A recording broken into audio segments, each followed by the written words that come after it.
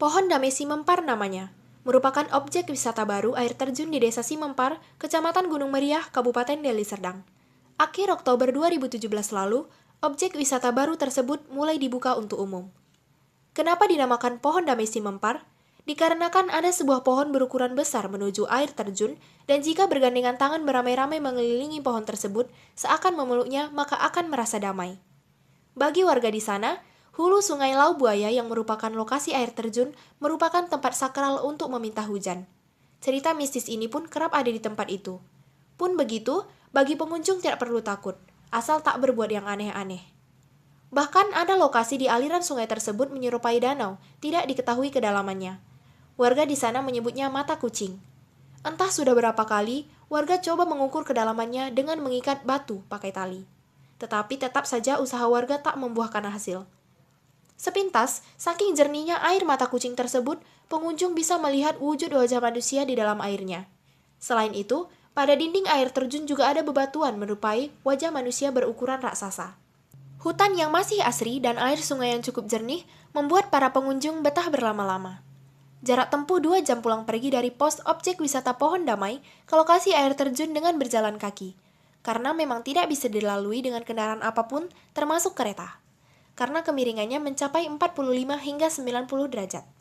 Hal itu tak membuat pengunjung membatalkan niatnya. Setiba di tempat yang dituju, rasa lelah semuanya terbayarkan. Objek wisata air terjun Pohon Damai merupakan hulu Sungai Buaya yang berada di Desa Silindak, Kabupaten Deli Serdang, dan Sungai Ular, pembatas Kabupaten Deli Serdang dengan Serdang Bedagai.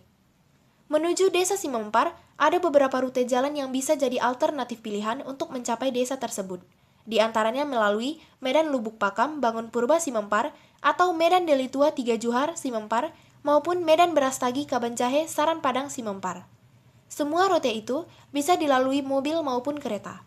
Setibanya di Desa Simempar, biasanya pengunjung disambut oleh kepala desa maupun perangkat kantor desa, dan beberapa warga pengelola objek wisata air terjun Simempar. Mereka mengantar pengunjung ke posko dan mengizinkan untuk beristirahat. Kades, sekdes, maupun warga di sana sangat ramah dan penuh kekeluargaan. Pengunjung diperlakukan bak keluarga sendiri. Objek wisata tersebut merupakan badan usaha milik desa atau BUMDes.